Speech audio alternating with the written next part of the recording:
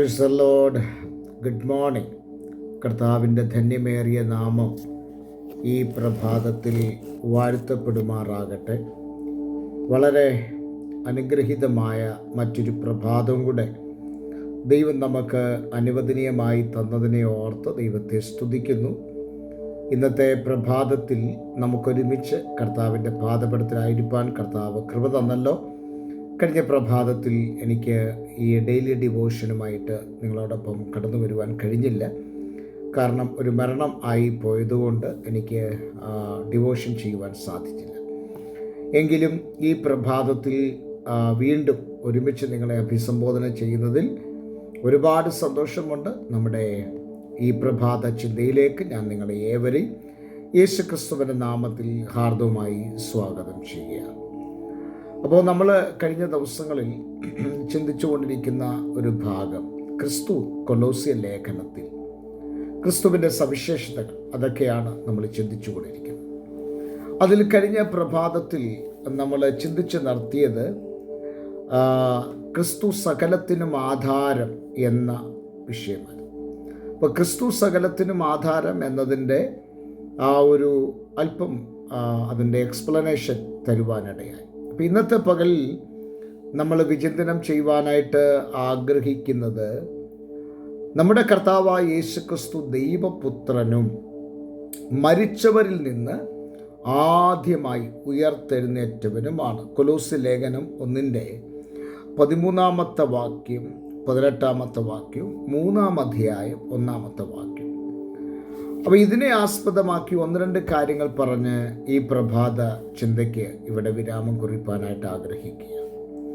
ഇവിടെ നമ്മൾ വായിച്ചത് അവൻ ദൈവപുത്രനും, ക്രിസ്തു ദൈവപുത്രനും മരിച്ചവരിൽ നിന്ന് ആദ്യമായി ഉയർത്തെഴുന്നേറ്റവനും എന്ന പദമാണ്. നമ്മുടെ വാഴ്ത്തപ്പെട്ട കർത്താവാകുന്ന യേശു ക്രിസ്തുവിനെ 2 നിലകളിൽ വേദപുസ്തകം ചിത്രീകരിക്കുന്നുണ്ട്. 1 മനുഷ്യപുത്രൻ, 2 ദൈവപുത്രൻ. ഈ രണ്ടിൻ്റെയും പ്രത്യേകതകൾ എന്താണ്? മനുഷ്യപുത്രൻ അഥവാ ദൈവപുത്രൻ എന്നതിൻ്റെ 2 പ്രത്യേകതകൾ എന്താണ്? ഈ 2 പ്രത്യേകതകൾ നമ്മൾ ഒരുമിച്ച് പഠിച്ച് ഈ പ്രഭാത ചിന്ത ഇവിടെ അവസാനിക്കും. വേദപുസ്തകത്തിൽ പറയപ്പെടുന്ന ഈ 2 പദങ്ങൾ, 1 മനുഷ്യപുത്രൻ, 2 ദൈവപുത്രൻ. അപ്പോൾ ഇവിടെ നമ്മൾ അറിഞ്ഞിരിക്കേണ്ട പരമപ്രധാനമായ 2 സത്യങ്ങൾ. എന്തുകൊണ്ടാണ് യേശുക്രിസ്തുവിനെ ദൈവപുത്രനെന്നും മനുഷ്യപുത്രനെന്നും വേദപുസ്തകം നമ്മെ പഠിപ്പിക്കുന്നത്? മുൻപ് നാം കേട്ടതുപോലെ the son of God and the son of man, ദൈവപുത്രൻ. എന്താ ദൈവപുത്രൻ എന്ന് പറഞ്ഞാൽ അതിൻ്റെ അർത്ഥം? ദൈവികത തുളുമ്പി നിൽക്കുന്ന, ദൈവിക സ്വഭാവത്തിന് അധിഷ്ഠിതമായ അല്ലെങ്കിൽ ദൈവ സ്വഭാവത്തെ പ്രതിനിധീകരിക്കുന്ന ഒന്നാണ് ദൈവപുത്രൻ എന്ന് പറഞ്ഞാൽ അർത്ഥം. ഇനി മനുഷ്യപുത്രൻ എന്ന് പറഞ്ഞാൽ മനുഷ്യൻ്റെ സകല സ്വഭാവങ്ങളും, മനുഷ്യൻ വേദനിക്കുന്നു, മനുഷ്യൻ കരയുന്നു, മനുഷ്യൻ ചിരിക്കുന്നു, മനുഷ്യൻ ചിന്തിക്കുന്നു, ഇങ്ങനെയുള്ള സ്വഭാവങ്ങൾ അടങ്ങിയ വ്യക്തിത്വമാണ് മനുഷ്യൻ. അപ്പം നമുക്കറിയാം, യേശുക്രിസ്തു ഈ ഭൂമിയിൽ ആയിരുന്നപ്പോൾ 100% മനുഷ്യനായിട്ടും 100% ദൈവമായിട്ടുമാണ് യേശുക്രിസ്തു ഈ ഭൂമിയിൽ ചരിച്ചത്. അപ്പോൾ ദൈവിക സ്വഭാവം തുളുമ്പി നിൽക്കുന്ന നമ്മുടെ കർത്താവായ യേശുക്രിസ്തുവിനെ നമുക്ക് വേദപുസ്തകത്തിലുടനീളം കാണുവാൻ കഴിയുന്നുണ്ട്. ദൈവികത തുളുമ്പി നിൽക്കുന്ന, ദൈവിക സ്വഭാവത്തിന് അധീനമായ നിലയിൽ തൻ്റെ പ്രേക്ഷിത പ്രവർത്തനത്തിലൊക്കെ നമുക്ക് കാണുവാൻ കഴിയും ദൈവിക സ്വഭാവം. യേശുക്രിസ്തു ദൈവമാണ് എന്ന് വേദപുസ്തകത്തിൽ സ്വയം പ്രഖ്യാപനം കർത്താവ് നടത്തിയിട്ടില്ല.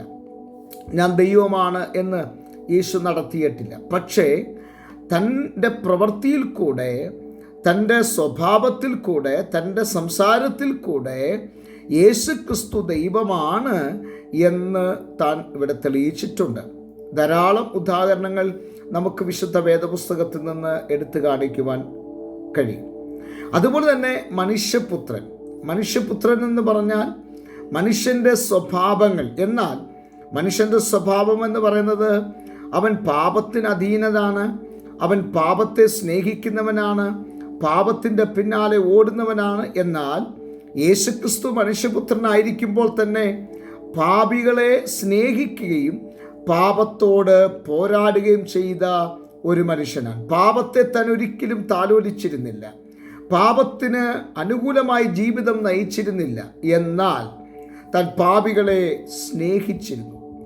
പാപത്തെ വെറുക്കുകയും പാപികളെ സ്നേഹിക്കുകയും ചെയ്ത ഒരു നല്ല കർത്താവ്. ആ കർത്താവിൻ്റെ ശ്രേഷ്ഠത ഈ കൊലോസ്യ ലേഖനത്തിൽ നമുക്ക് കാണുവാൻ കഴിയും. അങ്ങനെ രണ്ട് നിലകളിൽ ദൈവപുത്രനെന്നും മനുഷ്യപുത്രനെന്നും യേശുവിനെ വിവക്ഷിക്കുമ്പോൾ ഇവിടെ വായിച്ചു കേട്ടത് മരിച്ചവരിൽ നിന്ന് ആദ്യ ഫലമായി ക്രിസ്തു ഉയർത്തെഴുന്നേറ്റു എന്നുള്ളതാണ്.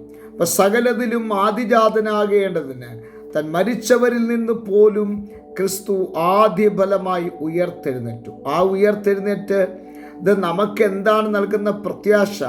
നമ്മളും ഒരു സുപ്രഭാതത്തിൽ മരിക്കും. നമ്മളും ഈ ലോകത്തോട് യാത്ര പറയും.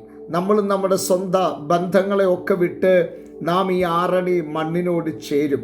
പക്ഷേ അതിൻ്റെ അകത്തെ ഏറ്റവും വലിയ പ്രത്യാശയും ഏറ്റവും വലിയ ഒരു ഗുണവും എന്തെന്നറിയാമോ? നമ്മുടെ ഈ ശരീരം വിൽ റിസറക്റ്റ്, നമ്മുടെ ഈ ശരീരം എഴുന്നേൽക്കും എന്നുള്ളതാണ്. നമ്മുടെ ഈ ശരീരം ഉയർത്തെഴുന്നേൽക്കും. നമ്മുടെ ഈ ശരീരം ഇന്ന് ചുക്കിച്ചുളിഞ്ഞതാണെങ്കിൽ, ഇന്ന് നമ്മുടെ ശരീരം കരുവാളിച്ചതാണെങ്കിൽ, ഇന്ന് നമ്മുടെ ശരീരം കറുത്ത് കരിക്കട്ട പോലെ ഇരിക്കുന്നതാണെങ്കിൽ, ക്രിസ്തുവിൻ്റെ ആ വരവിൽ നമ്മുടെ ശരീരം രൂപാന്തരം പ്രാപിച്ചിട്ട് രാജരാജൻ മശിക ആ ഒരു ആ ഒരു തേജസ്കരിക്കപ്പെട്ട അനുഭവത്തിലേക്ക് ഞാനും നിങ്ങളും മാറ്റപ്പെടുകയാണ്. നമ്മുടെ ഈ കളറെല്ലാം മാറി, ഒരു പാട്ടുകാരൻ പറയുന്നത് പോലെ ഇരുൾ നിറം മാറിയിട്ട് ദൈവിക തേജസ്സിൻ്റെ പ്രഭ വാരി ചുറ്റപ്പെട്ടവരായി ഞാനും നിങ്ങളും കാണപ്പെടുകയാണ്. ആകയാൽ ഈ പ്രഭാതത്തിൽ ക്രിസ്തു ഉയർത്തെഴുന്നേറ്റുവെങ്കിൽ നമ്മുടെ അകത്തുള്ള വലിയ പ്രത്യാശ എന്തെന്നറിയാമോ? നമ്മളും ഈ ശരീരം വിട്ട് ഉയർത്തെഴുന്നേൽക്കും. ആകയാൽ കണ്ണുകളെ അടയ്ക്കാം, പ്രാർത്ഥിക്കാം. നല്ല ദൈവമേ, സ്വർഗസ്ഥ പിതാവേ, ജനത്തെ അനുഗ്രഹിച്ച് പ്രാർത്ഥിക്കുന്നു. വലിയ അനുഗ്രഹമാക്കി തീർക്കണം, വലിയ വിടുതലായി വെളിപ്പെടുവാൻ സ്വർഗമിടയാക്കണം. ഈ വീഡിയോയിൽ ഞങ്ങളെ വാച്ച് ചെയ്യുന്ന എല്ലാ പ്രിയപ്പെട്ടവരെയും അനുഗ്രഹിച്ച് പ്രാർത്ഥിക്കുന്നു. യേശു ക്രിസ്തുവിൻ നാമത്തിൽ തന്നെ ആമേൻ. എല്ലാവർക്കും നല്ലൊരു പ്രഭാതം നേരുന്നു. ക്രിസ്തുവിൽ നിങ്ങളുടെ പ്രിയ സഹോദരൻ pastor Jose Samuel. Thank you so much.